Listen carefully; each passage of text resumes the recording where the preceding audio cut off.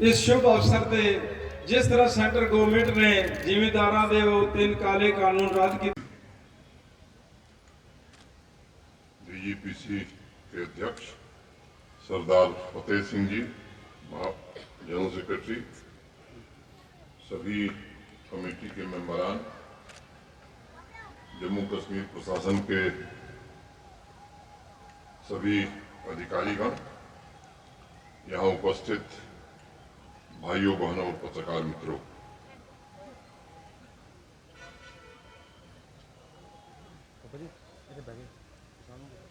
सबसे पहले मैं गुरु पर्व और करतारपुर साहब कॉरिडोर की बधाई आप सबको हृदय से देता हूं। जो बोले सो निहाल, वाहे गुरु जी का खालसा, वाहे गुरु जी की फतह। श्री गुरु नानक देव जी की जन्म जयंती प्रकाश पर्व की मैं फिर से एक बार आप सबको हृदय से बधाई देता हूं।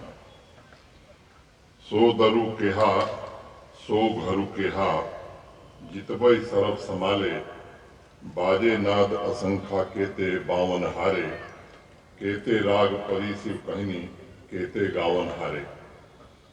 गुरु नानक जी परमपिता से प्रश्न कर रहे हैं कि तेरा द्वार कहाँ है, तेरा घर कहाँ है, और खुद ही जवाब दे रहे हैं कि अनेक नाद बज रहे हैं और असंख्य बजाने वाले लोग हैं। देवता तेरे द्वार पर बैठ कर गा रहे हैं, ओंकार ही तेरा द्वार है। आज इस पर्व पर पहनद नाद के इस पवित्र स्थान से मैं जम्मू कश्मीर के सभी नागरिकों को बधाई देता हूं और उनके स्वस्थ जीवन की मंगल कामना भी करता हूं। वहां तक पहुंचने के अनेकों रास्ते हैं।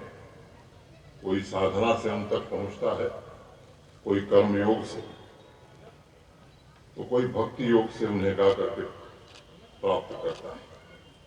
मित्रों, जिस दिन गुरु नानक देव जी के गीत की एक कड़ी हाथ लग जाती है, जिस दिन एक सूत्र समझ में आ जाता है, उसी क्षण उस एक धागे के सहारे इंसान ईश्वर के दरवाजे पहुंच जाता है। जितना गुरु नानक जी की वाणी को मैं अल्प बुद्धि का आदमी समझ पाया हूं, उन्होंने जन जन की सेवा को सबसे ऊपर रखा था, और वह भी निस्वार्थ सेवा। और वो हमेशा मानते थे कि निस्वार्थ सेवा अनमोल है। उनके एक एक शब्द आज भी उतने ही प्रासंगिक हैं जितने 500 वर्ष पहले थे। एक बड़ी छोटी कहानी है।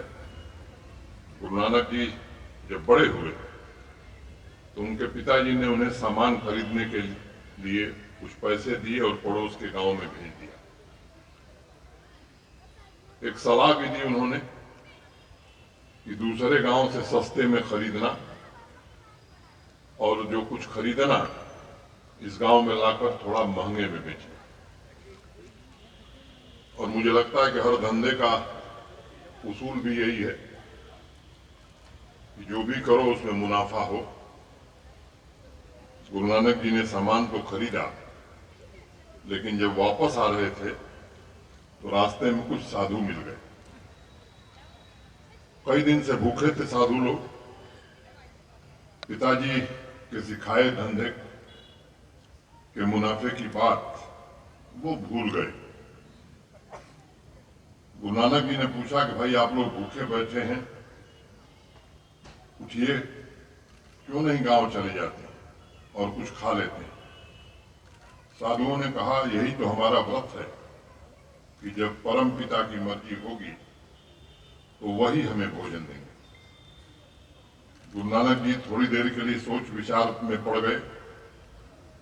फिर विचार किया उन्होंने और उन्हें लगा कि भूखे को भोजन कराने से ज्यादा लाभ और कुछ हो नहीं सकता है। जो खाने का सामान वो खरीदे हैं वहीं साधुओं को दे देंगे।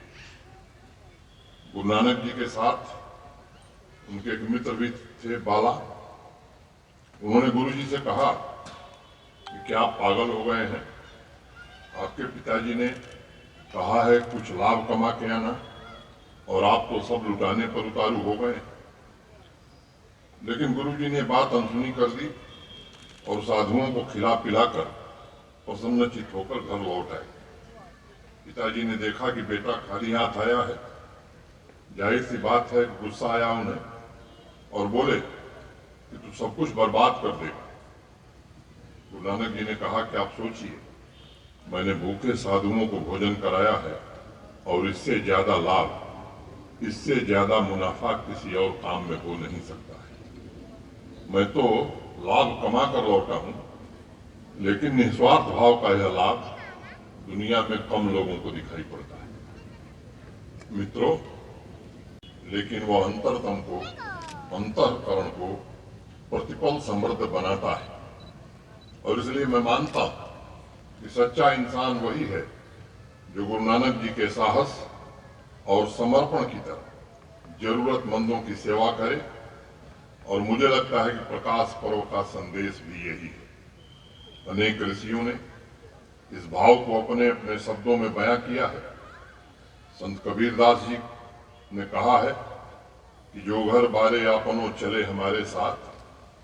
किसी के घर में अपने घर को जलाकर दूसरों के घर में रोशनी करने की हिम्मत जिसमें है, वही परम पिता के द्वार में प्रविष्ट होता है। एक ओंकार सतिनाम कर्ता पुरुष निर्भव निर्वय अकाल मूर्ति अजुनि सभम गुरु प्रसादी आदि सच जुगादि सचु है भी सचु नानक होशी भी सचु। तो नानक देव जी कहते हैं कि उस एक का जो नाम है वही ओंकार है, वही सतनाम है।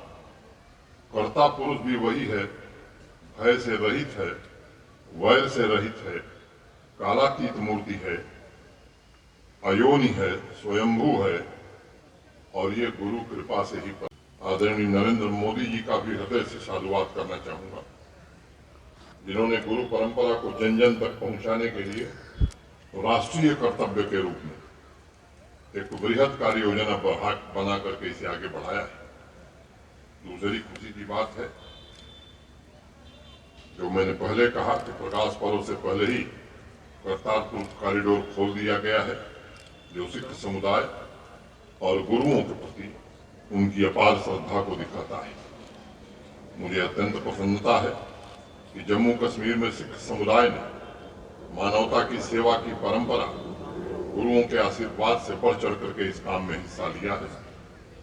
अभी कोरोना की सेकेंड वेव के दौरान चाहे लोगों को भोजन पहुंचाना हो, राशन पहुंचाना हो, सिख समुदाय ने जो कार्य किया है वो केवल जम्मू कश्मीर के लिए नहीं बल्कि पूरे देश के लिए प्रेरणास्पद है।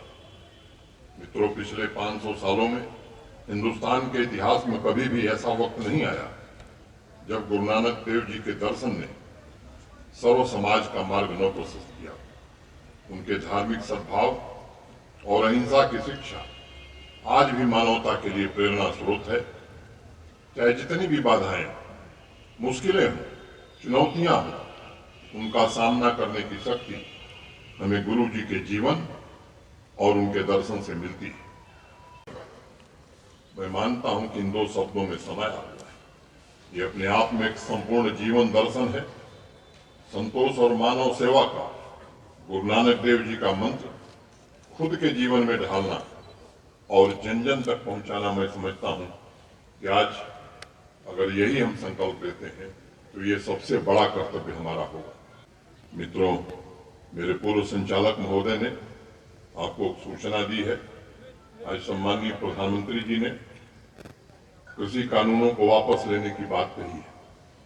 मैं उस विषय में नहीं जाना चाहता हूं, उस पर लोगों की राय अलग अलग है, लेकिन एक बात मैं कह सकता हूं कि 2014 के बाद चाहे वो एमएसपी का इंक्रीज हो या प्रोक्योरमेंट, अगर आंकड़ों की बात आप करेंगे तो मुझे लगता है कि इसके पूर्व न एमएसपी इतनी थी न प्रोक्योरमेंट इतना होता, लेकिन कोशिशों के बावजूद किसानों के एक वर्ग को सरकार समझा नहीं पाई और आज के इस पवित्र दिन पर सम्माननीय प्रधानमंत्री जी ने देश को आश्वस्त किया है कि आने वाले पार्लियामेंट के सेशन में इन कानूनों को रिपील कर दिया जाए। मैं समझता हूं कि लोकतंत्र में जनता की इच्छा का सम्मान करना ये लोकतंत्र की सबसे बड़ी खूबसूरती है। वो काम सम्माननीय प्रधानमंत्री जी ने किया है। एक ज्ञापन मुझे भी यहाँ दिया गया। मुझे लगता है कि इस पवित्र पर्व पर ज्ञापन की चर्चा करना बहुत मुनासिब नहीं समझता हूँ, लेकिन जो बात मैंने पिछली बार दोहराई थी पंजाबी को लेकर के जो आपकी भावना है, उस भावना से मैं पूरी तरह सहमत हूँ। जम्मू कश्मीर प्रशासन प्रतिबद्ध है पंजाबी के विकास के लिए और जो आपकी इच्छा है वो आने वाले समय में पूरा हो, इसकी जरूर कोशिश की जाएगी। जहाँ तक कानून व्यवस्था का सवाल है, दुखद घटना हुई है, मैं आपको आश्वस्त करता हूँ इस तरह की घटनाओं में कोई बख्शा नहीं जाएगा। और भी कुछ बातें हैं, कभी मिलकर के 2-3-4 दिन बाद जब आप कहेंगे तो व्यक्तिगत रूप से हम चर्चा कर सकते हैं। मैं एक बार पुनः आप सभी को शुभकामनाएं देता हूं और जम्मू कश्मीर के 1.25 करोड़ नागरिकों से निवेदन करता हूं कि इस पावन अवसर पर हम सब गुरु नानक देव जी द्वारा दिखाए गए सत्य और ईमानदारी के मार्ग का अनुसरण करने का संकल्प लें। बहुत बहुत धन्यवाद। जो बोले सो निहाल।